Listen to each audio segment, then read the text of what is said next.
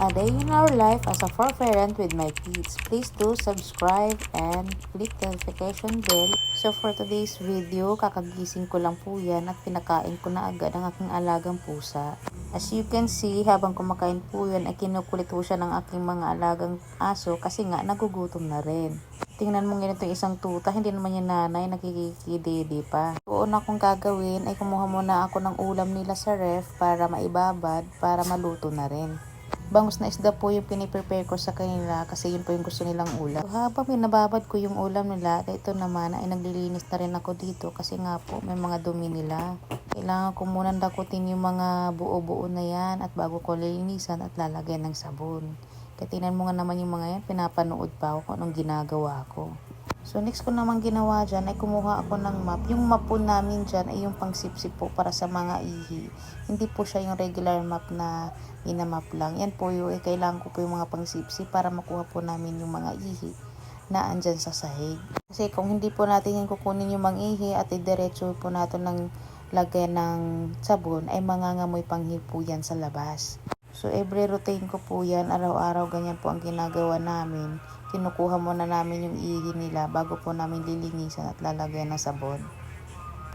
Talaga nakasulok-sulukan ay kailangan naming malinis muna bago namin lilinisan ng sabon kasi nga po na amoy po yan sa labas pag hindi po naayos ng linis. So, next ko naman ginawa ay kinuha ko itong disinfectant. Safe po yan sa aking mga alaga. At sobrang bango po niyan. So, binuhos ko na po dyan sa sahig. Di ko na po pinakita kasi biglang off po yung aking camera. Sa lahat po ng sulok yan, binuhusan ko po. Mabula po yung ginamit ko dyan ng disinfectant. So, ng mga si Chuchu talaga o nanonood pa kung ano mga ginagawa doon sa mga pinagagawa nila. Dahil alam nila yung mga ihi nila, yung mga tinatanggal namin dyan. Habang naglilinis ako dyan, ay naaamoy ko na po yung disinfectant dyan na sobrang bango.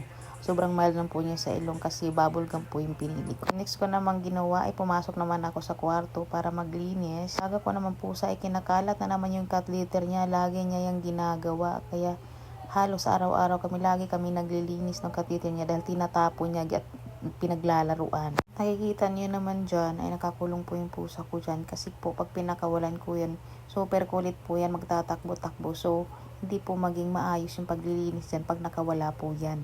Kasi ang gagawin ng mga yan, maghahabulan po yan at maglalaro. So, wala nang ayos yung mangyayari sa atin. So, bilang for parent talaga, ganito lang talaga yung routine natin araw-araw. So, ginusto natin yan. So, kailangan nating pagtiyagaan. Sa akin naman, wala namang problema as long as kaya naman natin gawin. Kasi, iba din naman yung saya na binibigay nila pag nakakasama natin sila. So, pag for parent ka talaga, ang dami mong mga gamit na dapat bilhin kasi mayroon kang bibili. At ito na nga itong dalawang makukulit na tuta na to, palakad-lakad din. Kaya ito kinuha ko muna at pinanggigigilan. Kasi ang kulit kung saan-saan pumupunta. Ganyan po yan sila pag naglilinis kami dyan. Palakad-lakad, parang akala mo wala mga problema. Tagadakot ng mga dumi nila, may tagalinis, o diba ang sarap ng buhay. So next naman ay kumuha na naman ako ng disinfectant para i-spray ko na naman sa dito sa loob ng kwarto. Kasi na-addict na talaga sa amoy nito, talagang sobrang bango. Ginagawa ko na rin siyang room spray. Talagang pag naglilinis ka, kailangan mong ipulido kasi maya't maya magugulo na naman at ang dami na namang dumi, mga balahibo.